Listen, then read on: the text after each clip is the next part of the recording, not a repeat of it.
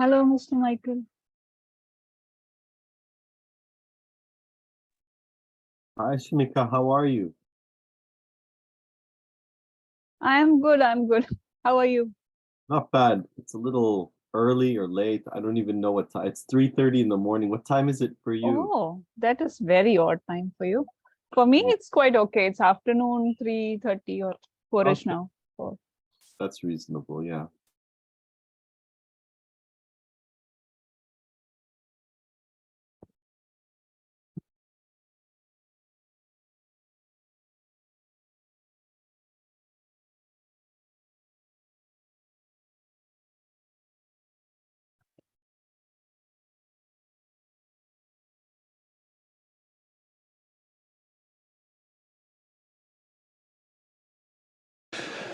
Ladies and gentlemen, dear colleagues, I would like to call this meeting to order, and please take your seats and switch off your mobile phones, at least the ringtone of your mobile phones.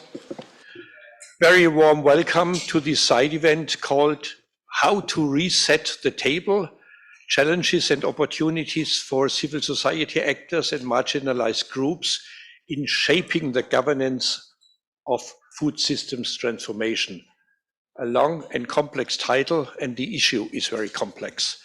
This side event is jointly organized by Welthungerhilfe, the two German ministries for development cooperation and the Ministry for Nutrition and Agriculture, co-hosted by the Right to Food Coalition from Kenya and the Inter-continental network of organic farmers organizations, and from TMG, my company, Think Tank for Sustainability. My name is Alexander Müller, and my only job today is timekeeping.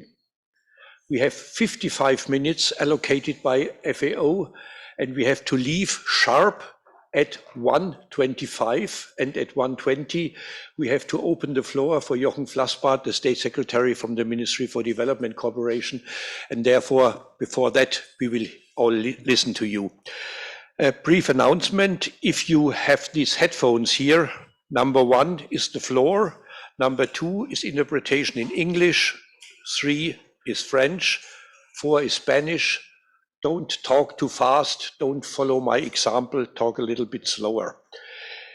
In order to open this meeting, I would like to deliver 2 very brief messages. First, the title of this event, How to Reset the Table, is not the question, do we have to reset the table? It's a statement. We are convinced the table has to be reset in order to contribute to an inclusive and The second message is we have invited the right to food to join us at the table. The right to food is a basic human right, and it's a coincidence that more than 20 years ago, in this very room, the member countries of FAO met to discuss and later on in plenary to decide the voluntary guidelines on the right to adequate food. And we would like to invite the right to food to join us at the table, because we are convinced that in times of multiple crises, you need a rights-based governance. And that's what we are going to talk about. I had 2 minutes. My 2 minutes are over, and I would like to hand over to Matthias Mocke, the CEO of the main organizer of this meeting, the Welthungerhilfe from Berlin in Germany. Matthias, the floor is yours. Thank you, Alexander. And welcome to all of you who are here in the room, but also to those who are joining us online. Special welcome to our distinguished speakers on the panel, State Secretary Jochen Flassbart here on my left, from the German Ministry of Economic Cooperation and Development, Michael Fakhri, who is joining us online, the UN Special Rapporteur for the Right to Food. Please also welcome with me Mary Karanu from the Kenya Right to Food Coalition, here opposite from me.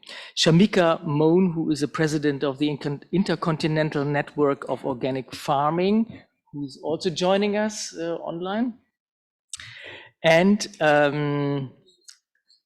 who speaks from India today, and Juan Sanchez, here on my left, from the Red de Agricultura Ecológica in Peru. I'm also delighted that we have colleagues from the FAO Right to Food unit, as well as from Michael's teams with us here in the room today. What, if not the realization of the right to food, should be at the center of our efforts to transform our food systems?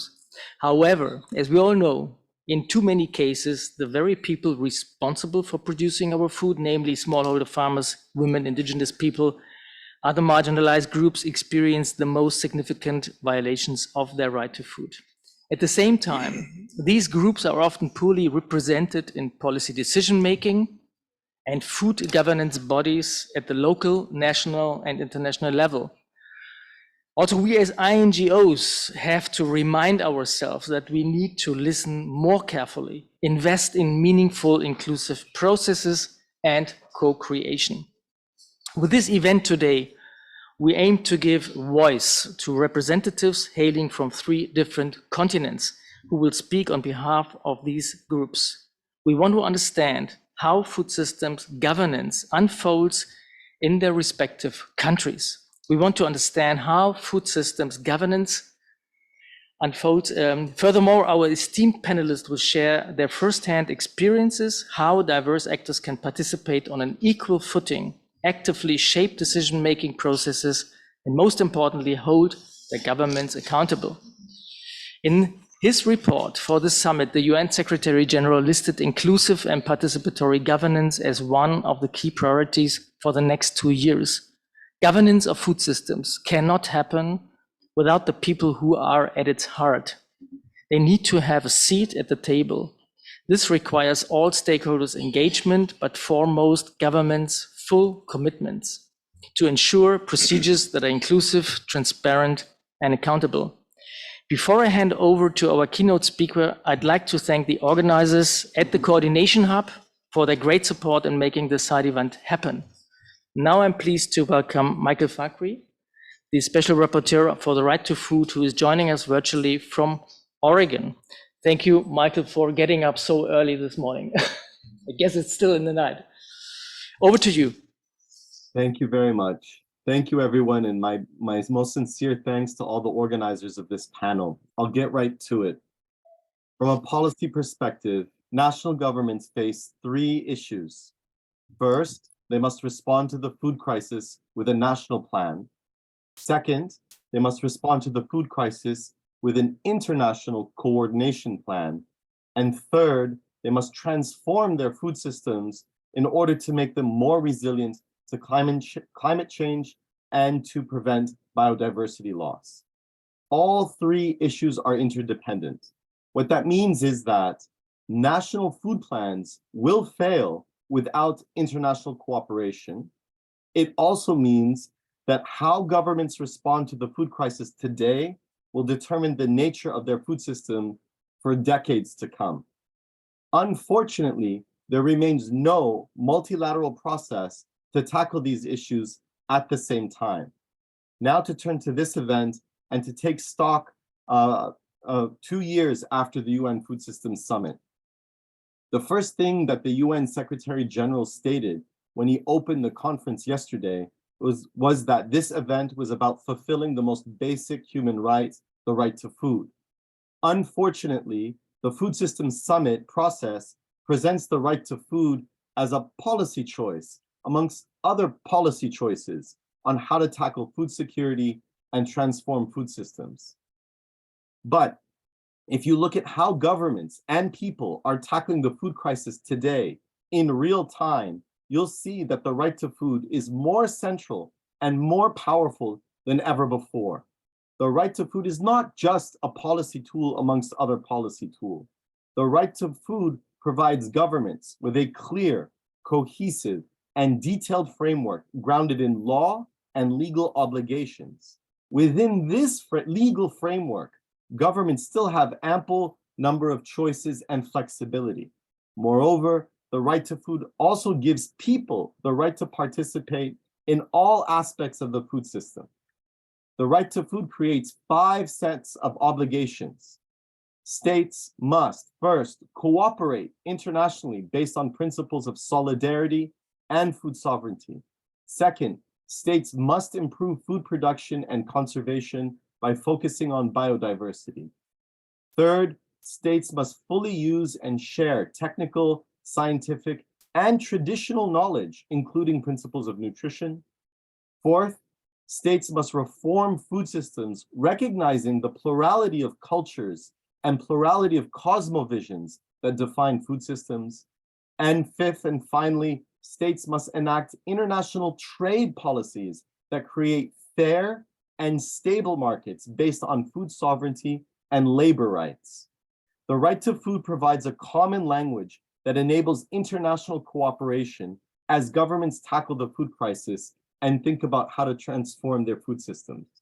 Moreover, the right to food can turn a national food pathway into an action plan. The right to food provides a language of action that identifies shared values and enhances people's dignity. The right to food enhances government's power and authority. It builds on 60 years worth of negotiations and expertise and answers the question, what should be done? This event is about what has happened over the last 2 years. Here's what I can report about the right to food over the last 2 years. In 2021, the organizers of the Food Systems Summit tried to ignore or water down the right to food. However, people mobilized from all over the world demanding the right to food be on the international agenda. In the last 2 years, I have witnessed a growing number of national and subnational governments taking up and recognizing the right to food with renewed energy and focus. This includes a great interest in the right to food from a number of international forums, including the Security Council.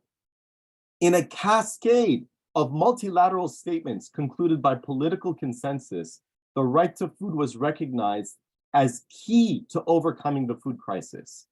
Governments in the last 2 years have recognized the power of the right to food because they were actually listening to their people and learning from people's courage and sense of solidarity. These statements, these multilateral statements, included a call for a coordinated response to the global food crisis and a recognition of the UN Committee on World Food Security as an inclusive, international, and intergovernmental platform that coordinates all stakeholders. And at the heart of the CFS is a vision to implement the right to food. Over the next 2 years, I am committed to work bilaterally with any government that wants to turn their national food pathway into a right to food action plan. In order for governments and people to be better served, I hope at the next stock-taking event, the right to food will be the defining framework for the whole event. Only the right to food can enable more international cooperation and focus. Thank you very much.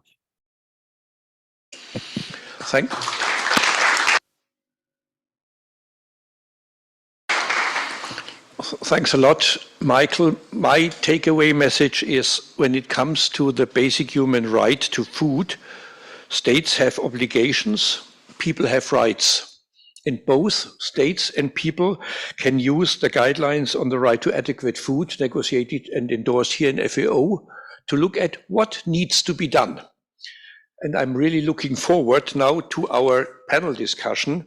And we have 3 panelists, as already introduced by my friend Matthias Mogge, Mary, Juan, and Shamika. And in this order, I'm going to raise a question to you. 3 minutes for the first round and maybe 2 minutes for the second round. And then we are going to open the floor for the people here in the room to raise questions or to provide comments. So my first question is to you, Mary. You are representing a network of civil society organizations, the Right to Food Coalition, that actively engages in shaping food policies in Kenya. What are your experiences regarding inclusive processes for food system transformation in your country, and where do you see the challenges? Mary, please. Thank you, Alexander. The Right to Food Coalition in Kenya is an alliance of 40 civil society organizations, and we are dedicated to ensure that every person has access to adequate, nutritious, and culturally appropriate food.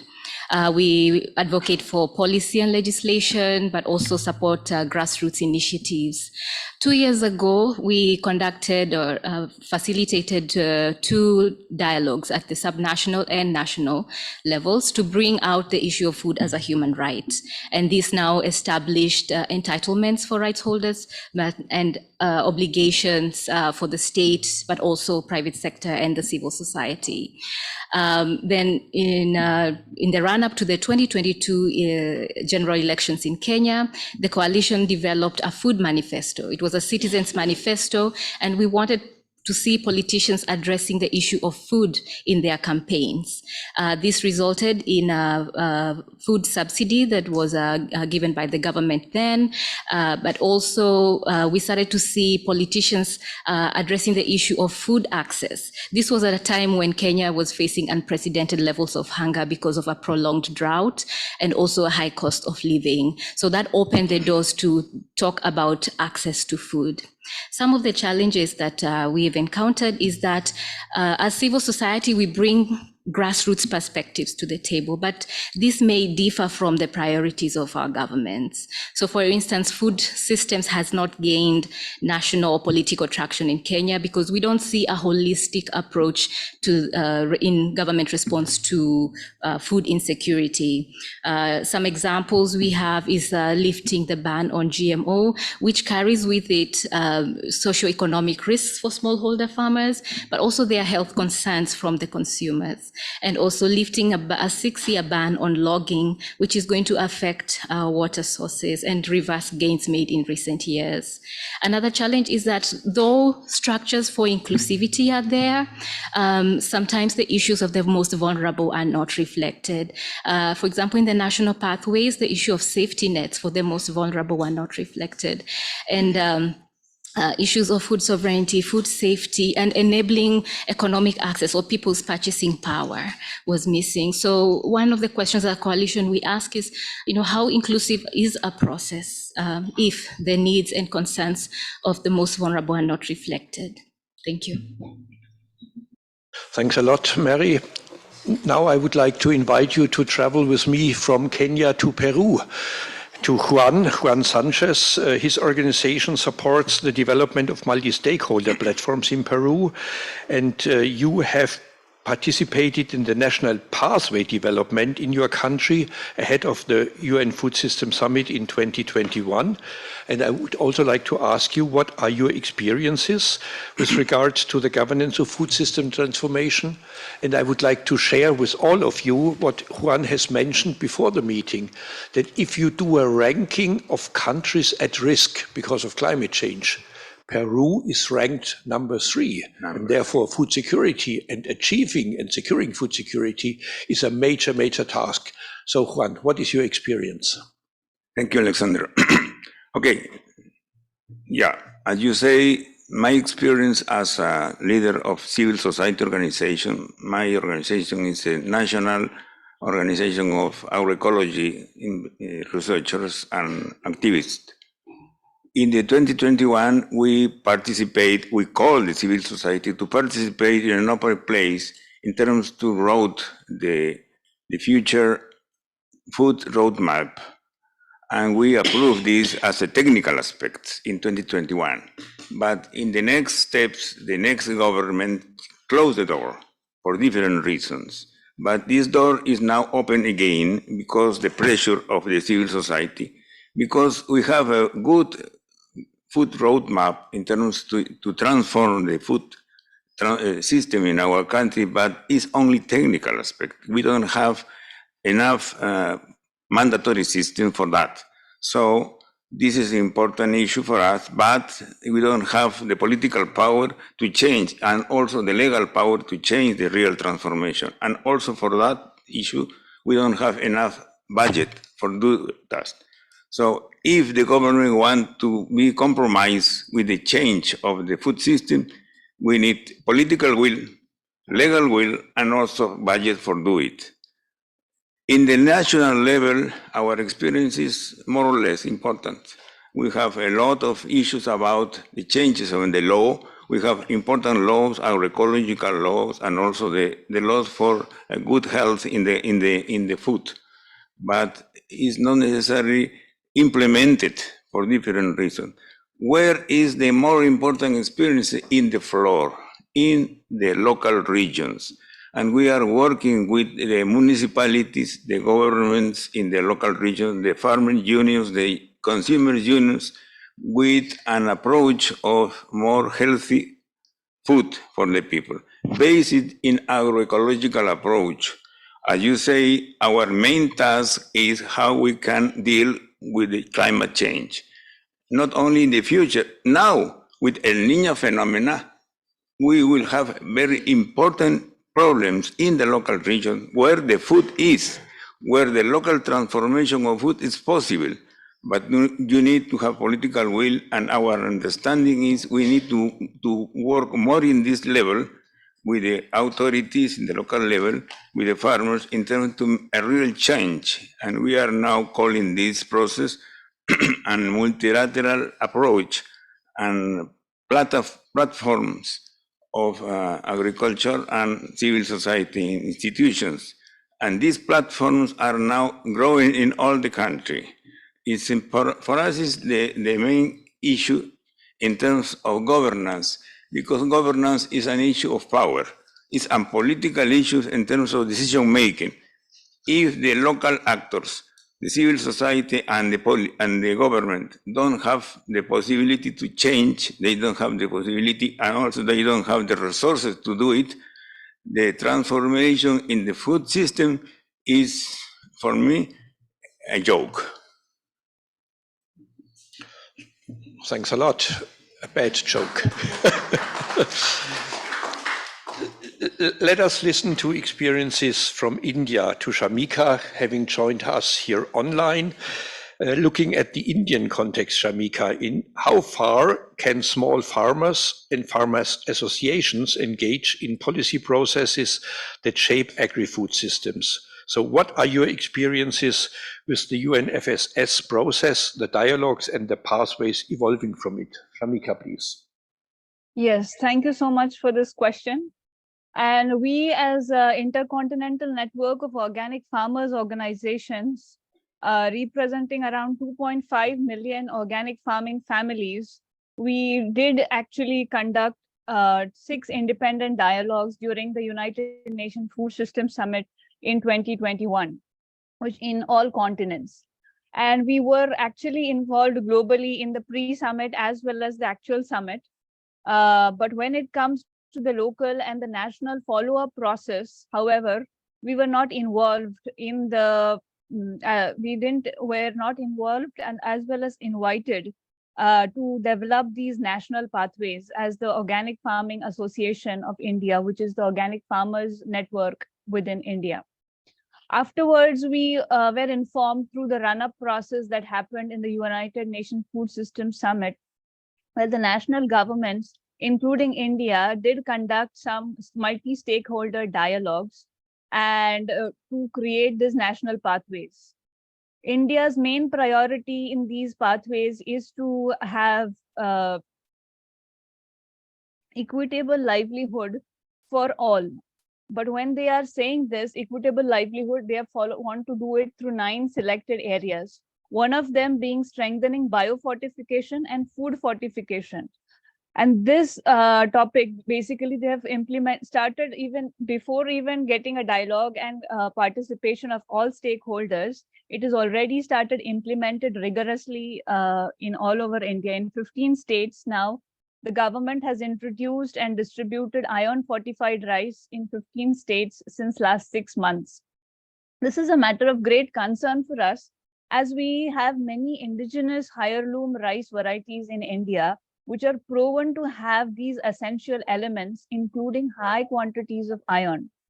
And thus, the outcome of not involving organic farmers is resulted in a position wherein people would have investigated more and invested on documenting these existing heirloom farm varieties and encouraging local production, procurement, and distribution. But the government has hastily introduced this iron-fortified rice in the public safety net programs, midday meals, and Anganwadis, which is the childcare facilities in rural India, which it has reached millions of Indians by now.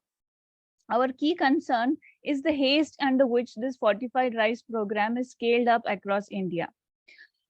Even though there's good intentions by the government, many farmer groups and civil societies have asked more consultative and integrative process, because including pilot schemes that are evaluated before bringing this kind of a high range of scale approach.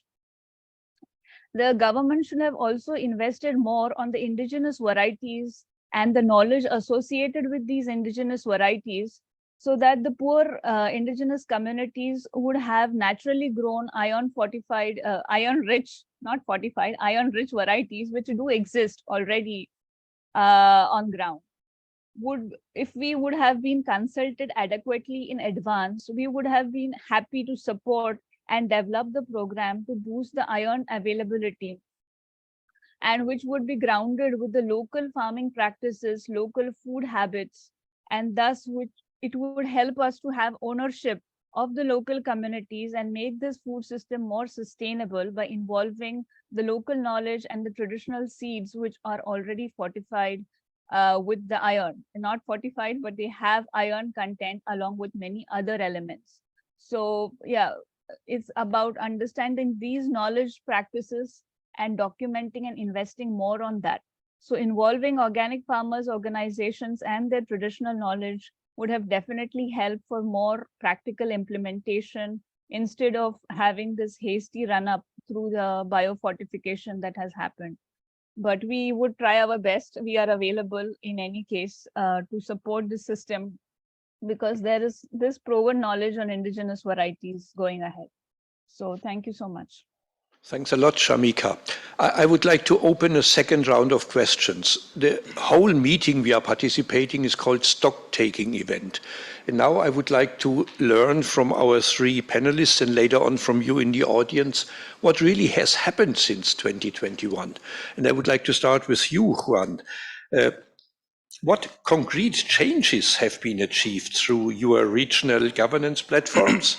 And what lessons have you learned? What are the critical issues to take into account for your future work? So what has been achieved and what do we have to learn from you for future work? In 2 minutes, please. Okay, thank you, Alexandra. Well, we are using in the field a MAP, a multilateral actor platform as an approach.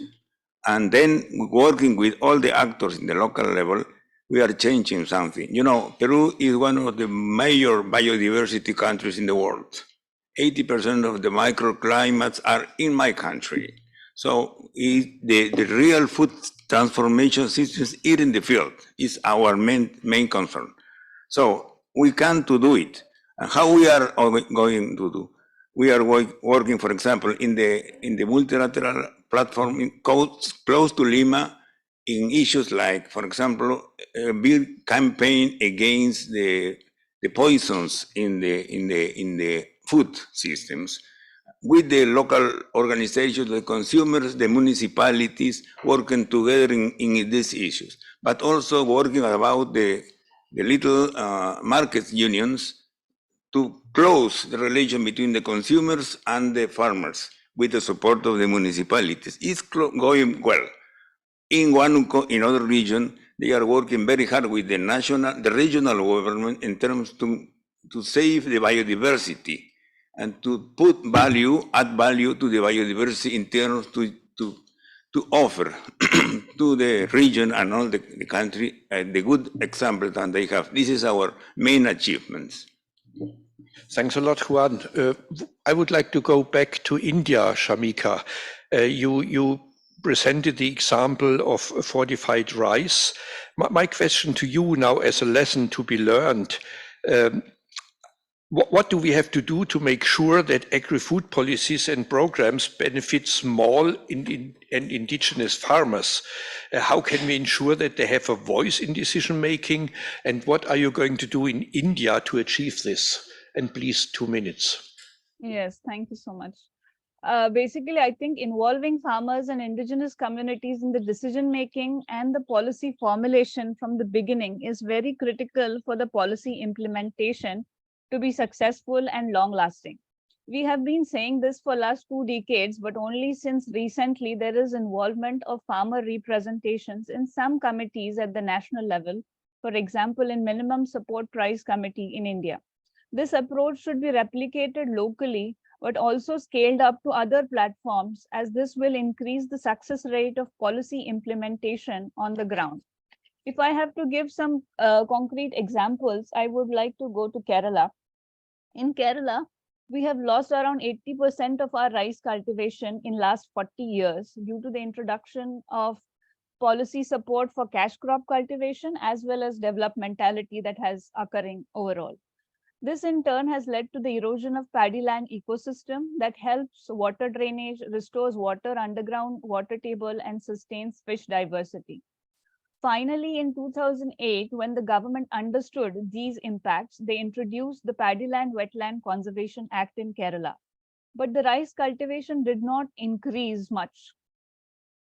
Our local farmers organization, Kerala Jaiva Karshaka Samiti, along with other organizations, campaigned to create awareness against this loss of paddy land, and this awareness issue helped. Currently, we witness now a small win, as now we have a subsidy introduced by the government to converting fallow land to paddy land under rice cultivation. So for the first year, there is 40% of production cost being covered and supported. So involving farmers is very important for the policy implementation. Another example is there is another example where we have Livestock Improvement Act in Kerala, which did not allow for natural breeding between indigenous cow breeds. Though our local farmer organization, we did awareness on the indigenous breeding and natural breeding. We promoted natural breeding such that indigenous varieties, and now many are conserving these indigenous varieties and growing them for the cow's milk and other needs. So basically involving organic farmers since the beginning will definitely help in policy implementation and the success rate of policy implementation on ground. Yes, thank you so much. Thanks a lot. And I would like to go back to you, Mary. What can be achieved when there is an inclusive and really broad network of civil society organizations being engaged in food systems governance processes? Is it also of benefit for the state if they involve your organization? Yeah, thank you for that question. My view is that people's voice is their power, and citizens know how to secure their livelihoods and ensure healthy communities. In devolved systems like we have in Kenya, citizens can set development priorities for their governments through public participation. I'll give an example. In Western Kenya, where I work, civil society is organized into the Lake Region Food Systems Network. It's a network of 20 civil society and community-based organizations. During development planning last year, the 5-year development planning, we sat down together and we said our food systems are interconnected and we need to lobby at a higher level, how we can transform, our needs, it's a rural farming community. And we presented our agendas like provision of public extension, making climate mitigation and accessible to the most affected, and also safety nets for the vulnerable. And in response, we saw that county governments took up some of these recommendations in the 5-year development plan and even put budgets for these interventions. So this for us is a good example of collaboration between civil society, organized civil society, and local governments, subnational governments. Might not be possible to do so much at national, but there are opportunities at subnational to influence policy. And when people are able to voice their agendas and the county governments or the governments respond, are responsive to their needs, we have community-owned development. Citizen consciousness is raised. Everybody knows they have a part to play. There's accountability and responsibility. So my appeal, 3 things. We need more resources to come to grassroots organizations, because we facilitate inclusive and meaningful participation. Yeah. 2, we need to sensitize duty bearers on the need to involve citizens in development planning. And 3, I think for all this to be possible, we need political goodwill, And also we need responsiveness to the needs of the most vulnerable. Thank you. Thanks a lot, Mary. We have listened to examples of involvement of civil society actors, of action without involving civil society actors. We have heard from different parts of the world how involvement can support activities in food systems transformation. And we have heard the word right to food quite often. I invite now Claire Mason from the Right to Food Unit from FAO to briefly inform us what is your perspective on this, and then colleagues and friends, be prepared. 10-15 minutes, it's your time for raising questions and not for lengthy statements. So Claire, please. Thank you very much. I hope you can all hear me, and I'm very flattered and very happy to be here on behalf of the Right to Food team at FAO. And I thank the organizers for organizing this event. And of course, we are in very esteemed company, and it has been fantastic to hear the inputs from civil society action and organizations in Kenya, India, and Peru. So thank you very much. I think we are all, many of us, agreed in this room on what the challenges are and the problems, and I think that we really want to find solutions. I think, for example, the human rights-based approach and the right to food provides really strong and clear guidance for governance and good governance. So principles such as participation and inclusivity, accountability, non-discrimination and equality, transparency, human dignity, empowerment and agency, the rule of law and solidarity. And I've heard these are very clear principles which are really originate from our fundamental human rights instruments. And so a couple of the other things I wanted to mention are, I think there is a lot to be said about moments in time. And we know that this year is 75 years since countries came together and adopted the Universal Declaration on Human Rights. 171 countries have ratified the International Convention or Covenant on Economic, Social and Cultural Rights. The right to food is a legal obligation. And the way to find actions in order to translate that into implementation in countries, we've seen that the right to food guidelines were developed to essentially translate also what was in General Comment 12 of the 1999 ECOSOC. The Right to Food guidelines will reach their 20th anniversary next year in October 2024, in November 2024.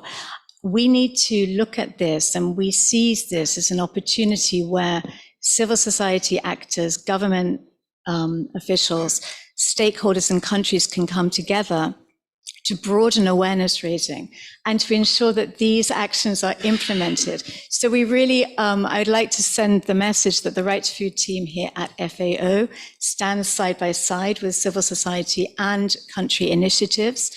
We hope to be able to support activities and actions, and let's all work together towards the 2024 anniversary, but beyond, so that the right to food is finally realized for all.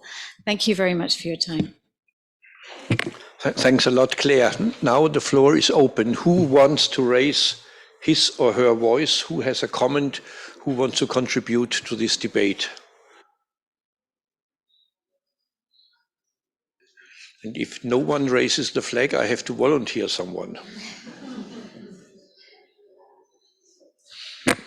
Joachim, please, and please introduce yourself in 10 seconds. Joachim von Braun, Bonn University, and member of the Scientific Advisory Group of the Food Systems Summit process. I find it very interesting that all our panelists did not only talk about national pathways, but emphasized subnational government. Michael started with that. Juan Sanchez spoke about municipalities, and Mary about local government. We don't have them present in the summit process. It is good that civil society voices the interests of. I think we need, and I would like to hear a comment from our panelists, a structural change so that mayors and district governors are explicitly in the summit processes. Thank you. Thanks a lot, Joachim. Maybe one more question before I go back to the panelists.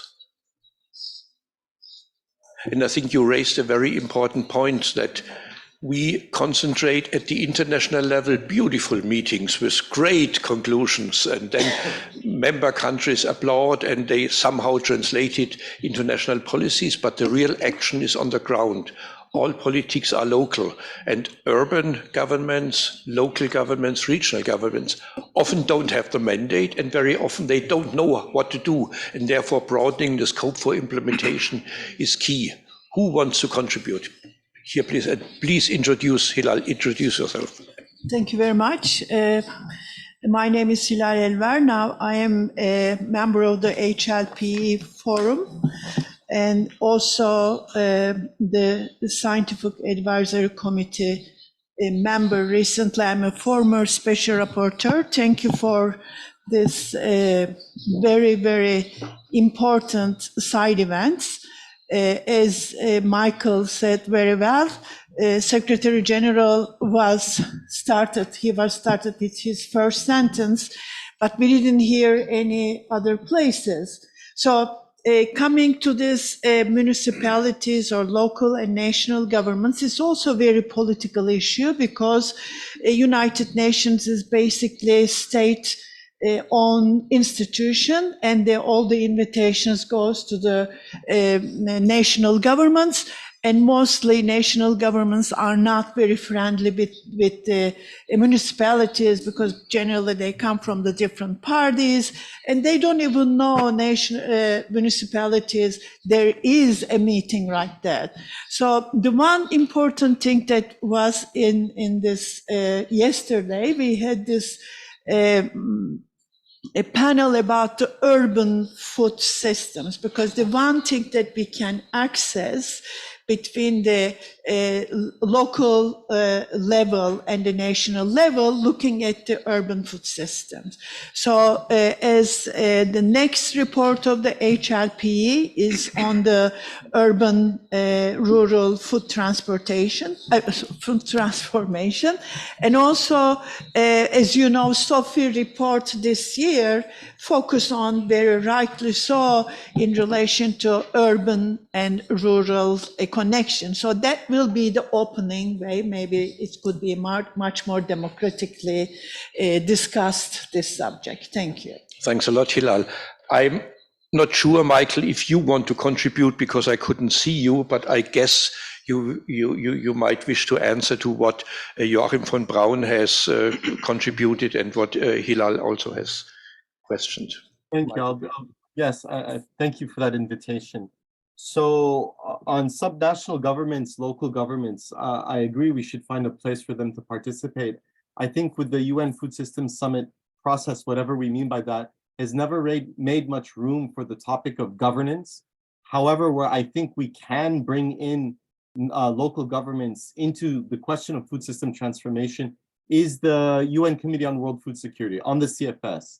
So I think the CFS is well designed and well structured to make a space, because in my work with international local government organizations, they've taken up the right to food and human rights. They're already very active on an international level. So I think the CFS is the place to connect them in. And I know in parallel, there's the discussion of bringing in parliamentarians as well. And to Hilal's point, it's not just about local governments as such, it's about connecting rural communities and urban communities, which brings the issue of what people call territorial markets. So when we're talking about governance, we're talking about markets in this sense. And again, I think the CFS is a good place, is a good structure to have these conversations. Thank you. Thanks a lot, Michael. Any other comments, requests to take the floor? I have to say, as a moderator, I'm getting a little bit nervous because the SDGs have been adopted in 2015. It's 7 more years. This meeting here is the follow-up to the Food System Summit in 2021, and we are opening up now more processes, much needed because of the multi-level governance. But if we look at the ground, is there enough progress to implement what has been adopted, to take action so that we can see progress. Who wants to comment on this? Juan, please. Thank you. I think it's very important, this issue that raised from the floor. How we can hear how we can hear the municipalities and the local levels, but not only the municipalities, but also the farmers' organization and the consumers' organization in the local level. This is part of the solution, because in our country, for example, we don't have one food system. We have several food systems because we have very diversity kind of production and also producers.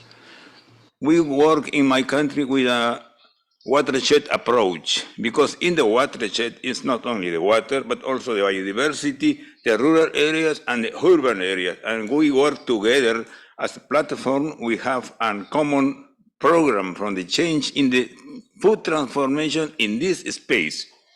It's important to give power to these people, like in the 2021 agenda, they call to the municipalities. And the municipalities play a key role in this change of the environment problems. This is also a way in our case, FAO needs to call the local authorities and the local platforms that are growing all the world, in Africa, in India, in Peru, in other regions. We need to call these people, because the real change is in the floor, not in the local. In the national level is an idea. Thanks a lot. Who wants to comment on this? Because we are coming now closer to the question, who are the drivers of change? National governments, local platforms? I would like to remind the former Director General of FAO, Jacques Diouf. He once said, this building is full of beautiful principles. Unfortunately, hungry people cannot eat principles. We have to translate them into action on the ground. Yep. So what has to happen, Mary? Alexander, I think everybody, we need responsibilities, we need accountability. From producers, they're doing their part. Governments, private sector, we need to, they need to work to ensure that they are supporting them to be able to live a decent life and produce good food and afford it. Governments also have their role: respect, protect, fulfill. Citizens also, when we say citizens, in our education on right to food, we say the right to food is not the right to be fed. It's to be able to feed yourself in dignity. Yeah, so need to be able to have an environment or even policies that empower these consumers. So everybody, for me, I think everybody has a part to play.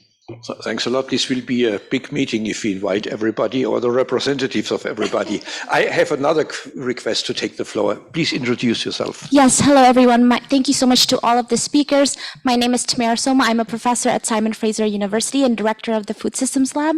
I'm very interested because I see a lot of scaling up of the charitable approach, the food banking approach globally to tackle zero hunger. And I'm just wondering very little in terms of actual scaling up of, for example, land distribution, wealth distribution. So I'm wondering if you have any recommendations on how we can actually, or like leverage points where we can actually tackle these like more root cause solutions rather than just using stopgap solutions. Yeah, thank you. Thanks a lot. The debate has triggered another request for the floor. Florence Egal. You want to take the floor, but you need a microphone. Do I really? Yes, you need.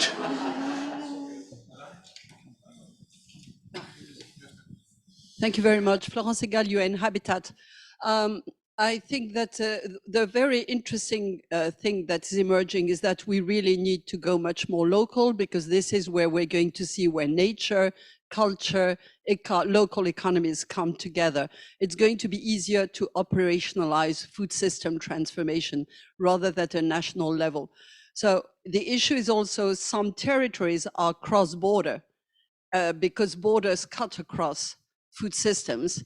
that were traditionally more homogeneous. So we need to start to get them working together. And there is going to be a side event on territorial governance at 6 o'clock this afternoon. And we really hope that many of you can participate. It's going to be important as we move towards 2030, and food system is going to be a very important dimension of the local 2030 coalition. Thank you. Thanks a lot, Florence, for this advertisement for another important side event. We have 1 more minute left. Who wants to take the floor? You'll get the microphone. Please introduce yourself. Thank you, Alexander. My name is Mwenda Tomailoda. I am the CEO of the Kenya National Farmers Federation, KENAF, which is the apex umbrella farmers organization in Kenya. I think mine is to maybe allude a bit to what Alexander's asked, who is going to drive this, and what Mary has said, that it should be everyone.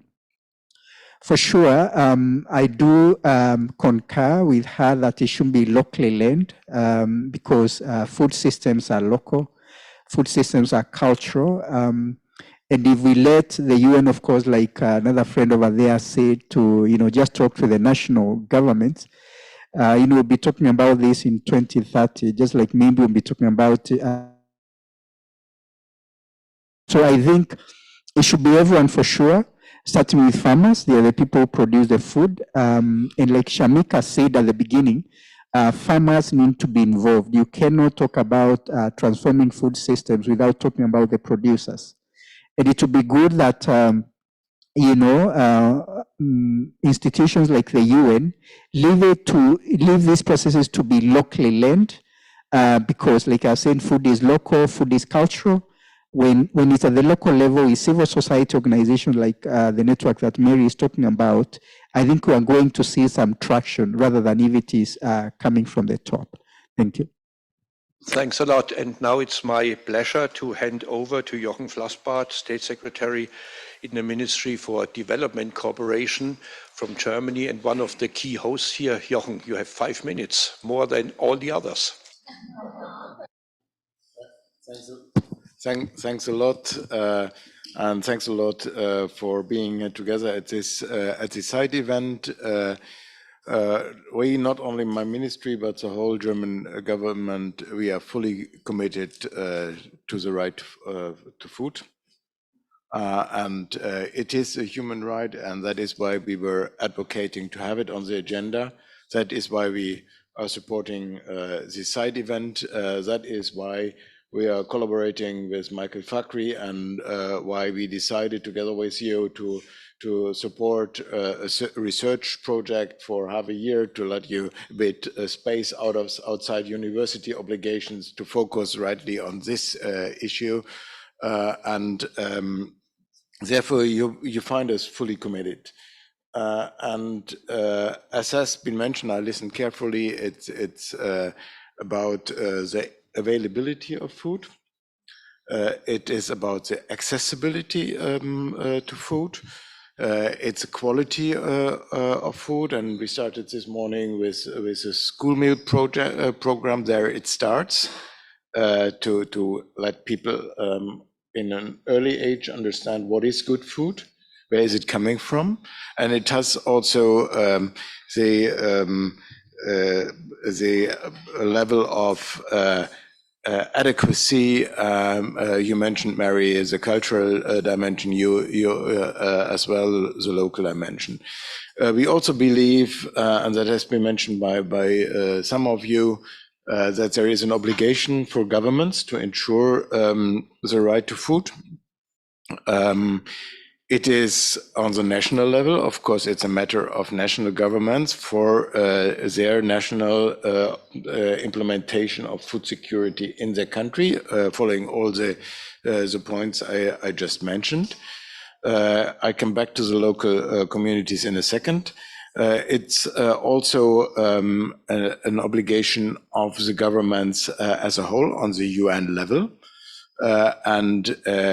I made the point last Friday at a gathering with the Secretary General when he gathered the champions for the global crisis response group. And in my intervention, I made the point of the right to food right at the beginning. And I was so happy that he started his speech here. I was not in the room, but I saw the message also making this clear statement. So I think we are on the same page here, and the question is how to get it done, and that is about the inclusiveness of the process. And I think there is something to engineer, but I think I only can encourage everybody to well get into the process and not to stay out. We have to engineer it from the inner side, making the point, also making a bit of noise, which is fair enough if you are not part of the regular process. And I think things will drive in the right directions. As I was talking about the obligations governments have, it's also what kind of obligations are these? And I think, of course, it's number one, provision of food wherever there is a lack. But that's just the surface. It's much more. It's looking at the drivers, which is an imperative to work united at the UN for peacekeeping everywhere in the world, because this is one of the drivers for hunger in the world, for food insecurity. It's looking at those drivers that are existing, even if there is not a crisis, not a war, not a civil war, and that is climate change, biodiversity loss of soil. I will not stop mentioning the soil as one of the biggest and maybe most underestimated environmental challenge. And it is also the question of societal provisions, how to organize a society that the right to food can be implemented. And that is the involvement of women. That is a fully inclusive society. Not only just from the protecting side. As you know, we are following a feminist development policy. It's not, yes, it's about protecting women and giving the same right, but we also believe that inclusive societies, diverse societies are the much stronger societies. And that brings me to my last point, the involvement of local communities. I think in all the processes I know, and I'm coming from climate and biodiversity and environment, the more involvement of local communities, and in some of the areas like biodiversity, specifically indigenous people, the more you follow these lines, the better the solutions will be. Thanks a lot, Jochen. My takeaway message is that this meeting was a strong call for a multi-level governance for the implementation of the right to food. We have a global agreement. States have obligations. There is room for improvement for these obligations. But what I have also learned is that states have to create and allow civil society that they have an enabling environment, that they really can do what is necessary. And your example, Jochen, of local governance in order to implement the climate change agreement, the biodiversity agreement, and the right to food, all things are coming together at the local level. And here I see a real gap for many governments at local area or local level and at urban level. They don't have the means, they don't have the understanding what needs to be done. And maybe this could be the next side event we are organizing together, how to enable local governments and urban governments so that they can really implement the right to food. I would like to thank all of you for being so precise, for being able that we can close this meeting at 1:27, because the other people are already waiting outside. They want to come into the room. Thanks to our people here.